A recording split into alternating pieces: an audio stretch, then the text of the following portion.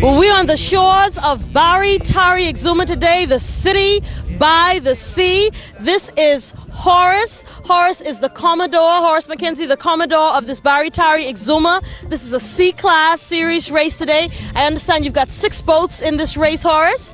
Yes, Patrice, we have 6 boats in the race. We have Hog Tusk, which is a new boat. We have the perennial favorites, Fugitive.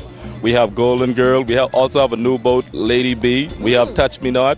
So we have quite a field today. All right, so we got 1 from Georgetown, 1 from Rollville, and 4 from Barraterre. Yes. All right, Mr. McKenzie, what do you think the regatta does for the homecoming festival here in Barraterre? Well, the regatta is the bread and butter in terms of sailing and everything else. Yeah. So without the regatta, there wouldn't be any festival, because Exuma really is the mecca of sailing, and everybody in Exuma has some affiliation with sailing, and it's in their blood. All right, this race has started. This is the C-Class Cup race, Mr. McKenzie. Yes, ma'am, Patrice. The race has just started, and it seems as if the new boat Hog Tusk has gotten off to a good start. The first boat around this windward mark is a Barraterre boat. I don't know if everybody on this boat is happy, Commodore, but at least it's a Barraterre boat, a yellow one.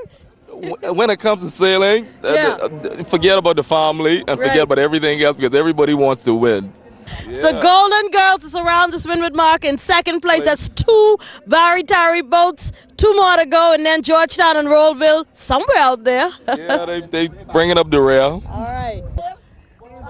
All right, Hog Tusk going around the windward mark in third place. Yep. Hog Tusk is in third place. Despite the magnificent start that Hog Tusk had, she still relinquished her position and turned a marker in third place.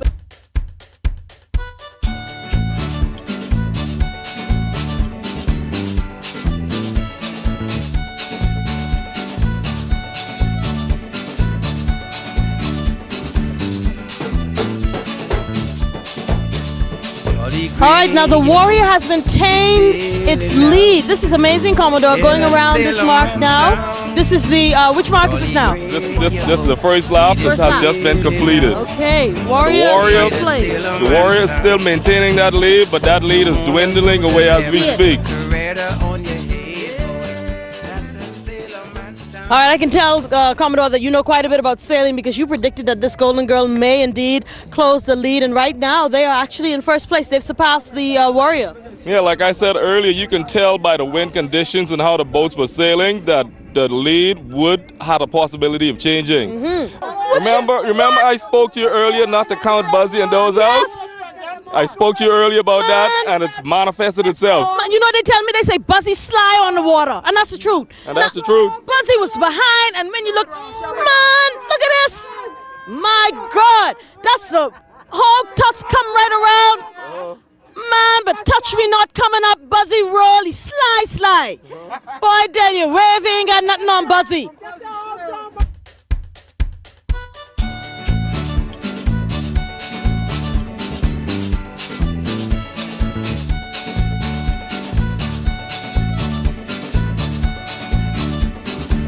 Golden Girl going around this windward mark for the last time, headed toward the finish line. Get a sailorman sound. Crawley gray your boat, need it bailing out. Get a sailorman sound. You wanna go to heaven, put the radar on your head, boy. That's a sailorman sound.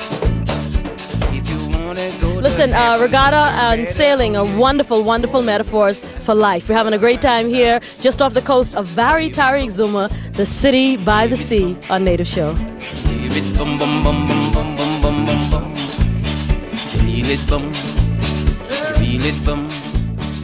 And these are the guys from the Golden Girl. This is the vessel that came first in this cup race today. First day of sailing in this regatta. Tell me your name.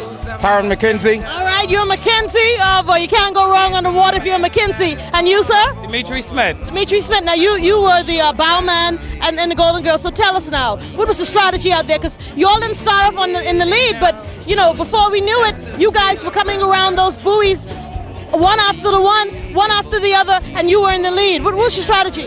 Well, on the start, you see our anchor didn't really hold when we first started, but I told the guys, stick with it. I told my captain after I saw we got our sail up, I told him just continue to sail, and what happened, happened. All right, what happened? I like that. Now, what does the bowman really do? What's your job? Well, my job is basically to help the captain.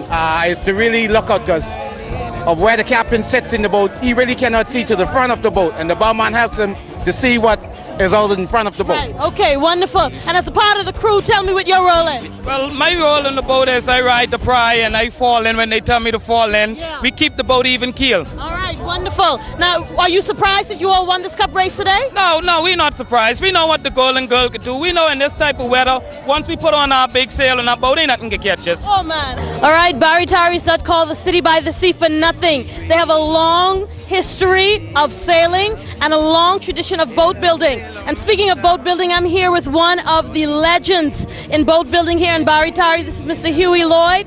And Mr. Lloyd, I understand that you've built in your lifetime certainly at least 20 boats. Yeah, that's the fact. I built at least 20 boats. Yeah. Now, your newest one is the Hog Tusk, right? Hog Tusk and Lady B. And Lady B. Yeah. How long did it take you to build the Hog Tusk? Well, about 2 to 3 months. 2 to 3 months. Yeah. Where did you learn this trade? Well, you know, I just pick it up. I used to sail with my old man doing smack fishing. And after racing began, I just decided that I would go at it. And after taking a little beating, I decided to do my own thing. All right. And I get in the fleet like that. The Warrior, the Golden Girls, the 4 Barraterre boats that were in this regatta today were all built by this one man, Huey Lloyd. This is amazing. Now, somebody told me the story that one time your father, what was his name, Richard Lloyd? Richard Lloyd. The late Richard Lloyd, that he was in a race and he wanted to win so badly that he needed to lighten up the boat, and he told you to jump off and get to shore the best way you could. That's true? What happened? The fry broke. And I fell in the water, and so he leave me. He asked someone else to pick me up out of the water. Wow, because he was determined. Did he ever win that race? Oh yeah, he did win the He race. won the race. Well, there you have it, people. Huey Lloyd, the man who broke the pride, so to speak. He's built over 20 boats here in Barraterre, Exuma. He's a legend in its own right, and we're celebrating him today down here in Barraterre, the city by the sea on Native Show.